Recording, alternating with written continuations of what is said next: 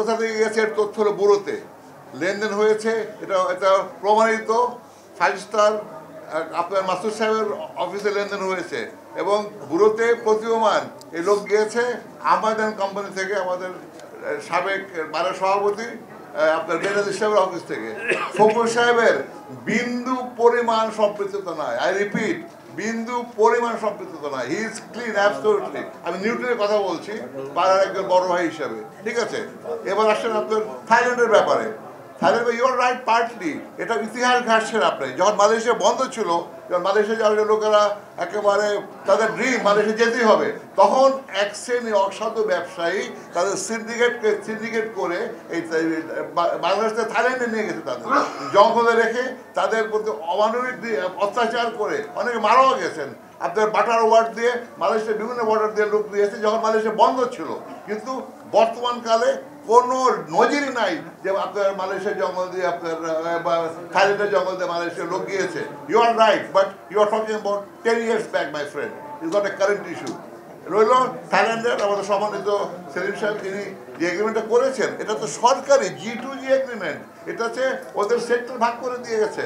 ওদের আপনার service sector, যেটা ফ্যাক্টরি, ওদের এগ্রিকালচার সেক্টর, ফিশিং সেক্টর, এখানে তো already sector has been divided এবং ক্লাসিফাইড। এই সরকার, এই বাংলাদেশ সরকার থেকে, বাংলাদেশ থেকে লোক যাবে, এই সেক্টরে তারা কাজ করবে, কর্মরত থাকবে। এটা G2G হওয়ার পরে আমাদের দূতাবাস ওখানে সাক্ষী আছেন, তারা প্রজেক্ট যাচাই বাছাই করেছেন, ওদের পার্লামেন্টে একটা গ্যাজেট হয়েছে, তারপরে আমাদের পার্লামেন্টে গ্যাজেট হবে, তারপরে লোক যাবে, এই পার্ট ক্লিয়ার। থার্ড হচ্ছে লিবিয়া।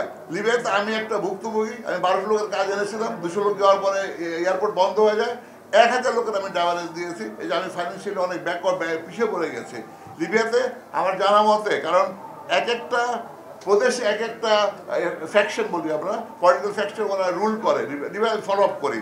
তো সেখানে প্রশ্ন লোক পাঠানোর সুযোগই নাই ভাই।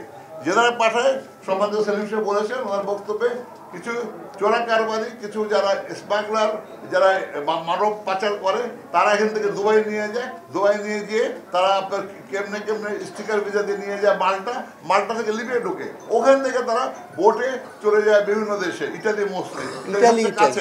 কিন্তু অনেক লোক মারা গেছে, অনেক লোক বাংলাদেশে বিভিন্ন এখানে আমাদের কোনো লাইসেন্স রিক্রুটিং এজেন্সি ইম্পসিবল, তাদের মান সম্মানের ভয়, সামাজিকতার ভয় এবং তাদের নিজস্ব নিরাপত্তার জন্য তারা এই কাজে কোনো দিনই সম্পৃক্ত না। আমি এটাকে হরপ করে বলতে পারি প্রতিটি লাইসেন্স হোল্ডারের পক্ষে। সেম উইথ মানব পাচার। মানব পাচার আপনারা আমাদের সপক্ষে ইতিপূর্বে অনেকবার আমাদের সাথে তালমে আমাদের পক্ষে লিখেছেন যে যেই যাত্রী সে he has been certified, he has been, যার বায়োমেট্রিক হয়েছে বিএমইটি থেকে, সে মানব পাচার কী করে হয়? যে লোকের বিএমইটি ক্লিয়ারেন্স আছে সে তো মানব পাচার হতে পারে না, তার অন্য মামলা হতে পারে, কন্ট্রাক্ট সাবস্টিটিউশন। ওখানে গিয়ে আসপদ আপনারা কেউ উত্তর দিতে পেরেছেন? আমার সরকার বা আপনারা কেউ আমাদের পাশে থেকেছেন? আমি ভালো জেনে একটা বড় কোম্পানির সাথে এগ্রিমেন্ট করে এসেছি, লোক যাওয়ার পরে ওই দেশের কোম্পানি তাদের বেতন দেয় না, এটা আমার দোষ কোনো? আমি কি how can I be crucified for this? ওখানকার আমাদের দূতাবাস কি কোনো রিপোর্ট দিয়েছে? দূতাবাস কখনো বলেছে আমার মিনিস্ট্রিকে ওই দেশের সরকারকে ব্ল্যাক লিস্ট করো? ফরেন মিনিস্ট্রি দিয়ে কখনো কি সৌদি মিনিস্ট্রিকে বলেছে ওই দেশের সরকারকে ভিসা দিও না ওই কোম্পানিকে? আমরা তো নত জানো পররাষ্ট্রমন্ত্রী পররাষ্ট্রনীতি মেনটেন করি। আসতে এই 10টা পয়েন্টের কথা, যেই 10 ক্রাইটেরিয়া সম্মানিত সেলিম সাহেবের নেতৃত্বে আমরা 6 জন সিনিয়র ব্যক্তিবর্গ আমরা আমাদের মাননীয় উপদেষ্টার মধ্যে দেখা করেছি। উনি অত্যন্ত আন্তরিকভাবে ওয়াদা করেছে উনি জিনিস রিভিউ করবে, সলভ করবে, চেষ্টা করবেন নেপালের মতো ফলো করতে, যেন আমাদের এই ক্রাইটেরিয়া 10টা ওয়েভ অফ করা হয়। দুর্ভাগ্যবশত পরবর্তীতে আমাদের কিছু অতি উৎসাহী আপনার মালয়েশিয়া যারা কাজ করতে চায় আমাদের লাইসেন্সধারী ভাইরা, ওরা যেভাবে হোক ওরা পাঠিয়েছে। কিন্তু উনি যেটা বলেছেন 10টা অফিস ছাড়া আমার জানার মধ্যে 10,000 স্কোয়ার ফিটের অফিস কারো নাই। ঢাকা শহরে 10,000 স্কোয়ার ফিটের অফিস মেনটেন করতে 7 থেকে 10 লক্ষ টাকা ভাড়া লাগে এলাকা বিশেষ। তারপরে আপনার যে 5টা দেশের আপনার কর্মকর্তা থেকে আপনার সার্টিফিকেট আনতে গুড পারফরমেন্স, আবার সব সেক্টর বন্ধ। বর্তমানে সৌদি আরবে লিমিটেড লাইসেন্সে কাজ করে, মালয়েশিয়া বন্ধ, ইরাক লিমিটেড, লিবিয়া বন্ধ, তাই 5টা সার্টিফিকেট পাবো কোথায়? আমাকে হাত পা বেঁধে বলতেছে তুমি বঙ্গোপসাগর পার হও। হ্যাঁ, এটা কোনো কথা হলো কোনো? It is just madness, total madness. এটা একটা পাইতারা, এটা একটা আন্তর্জাতিক। আমি সব আপনাদের উদ্দেশ্যে বলছি, আমি আমার ব্যবসার 4 দশক হলো, আমিও শেষ পর্যায়ে হয়তো রিটায়ার করে যাবো ব্যবসা থেকে যাওয়ার আগে।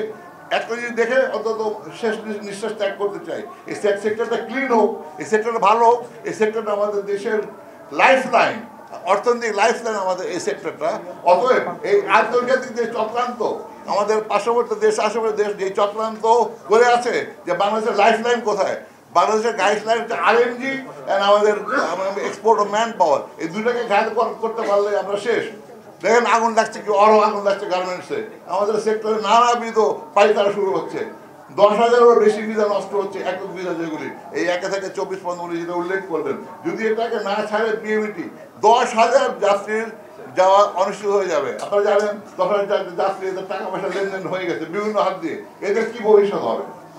Last but not the least, অনেকে আমাকে প্রশ্ন রাখলেন সম্মানিত সাহেব এখানে, যে আমাদের সিন্ডিকেট কি অ্যাক্টিভ আছে কিনা। সবচেয়ে বড় প্রমাণ যে 5 বা 7,000 যাত্রী যেতে পারেন মালয়েশিয়াতে, যারা পেন্ডিং, সেই 5 থেকে 10,000 যাত্রীর জন্য বোয়েসেল একটা ট্রায়াল ভিসা অ্যাপ্লাই করেছিল ম্যানুয়ালি, কেডিএনএ। মালয়েশিয়ার ভিসাটা করে কেএসএম, কুমান্তন সুমারিয়া, মালয়েশিয়ার ওয়ার্ড ministry of human resources. KDN হচ্ছে আপনার home ministry in charge of the current visa situation. তো হোম মিনিস্ট্রির আওতায় এই কলিং ভিসাগুলি হবে আগামীতে। ওরা একটা ম্যানুয়াল সিস্টেমে বোয়েসেলের পুরনো যাত্রী যারা আছে তাদের থেকে 60 বা 70টা ভিসা তারা অ্যাপ্লাই করেছে, ভিসা হয়েছে। কিন্তু আপনারা যে অবাক হবেন, এই 70টা লোক যেতে পারে না কেন? ওই FWCMS কার্যকরে তারা FWCMS কে বাইপাস করে এসছে, ম্যানুয়ালি এসছে বোয়েসেলের মাধ্যমে।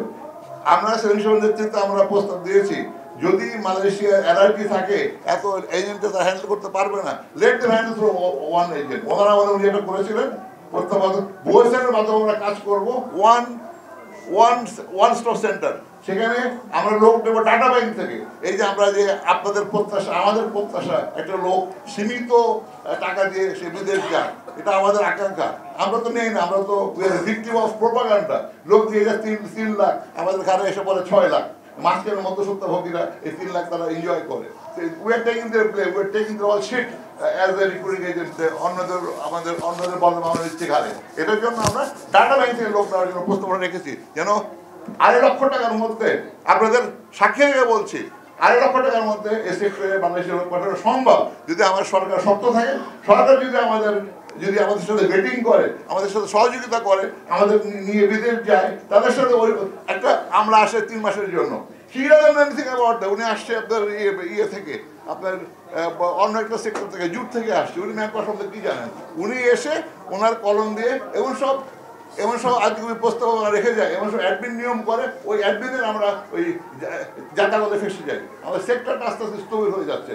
এমন অবস্থায় আপনাদের সহযোগিতা কাম্য, আমাদেরও সৎকর্ম কাম্য, আমাদের এথিক্যাল ব্যবসা করতে হবে, এথিক্যাল ম্যান পাওয়ার করতে হবে। এর জন্য আগামীতে নির্বাচনটাই হচ্ছে একমাত্র বিষয়। নির্বাচন হলে, সুষ্ঠু হলে, আমরা সেলিম সাহেবের নেতৃত্বে নতুন কমিটি করব, সমস্ত দুর্নীতি, সমস্ত সিন্ডিকেট আমরা পরিহার করব আপনাদের নিয়ে। প্রত্যেকের পরামর্শে আমরা সোশ্যাল সায়েন্টিস্ট, যারা সমাজের চিন্তা করে, যারা এই সেক্টরের চিন্তা করে, বুদ্ধিজীবী, তাদের নিয়ে আমরা আগামী দিনে ম্যান পাওয়ার পরিকল্পনা করবো ইনশাল্লাহ। আমরা সুনিশ্চিতভাবে বলতে পারি, এশিয়ার মধ্যে আমরা শ্রেষ্ঠ রপ্তানিকারক হিসেবে পরিচিত হতে পারবো, প্রত্যেকের সহযোগিতা থাকলে। আসসালামু আলাইকুম।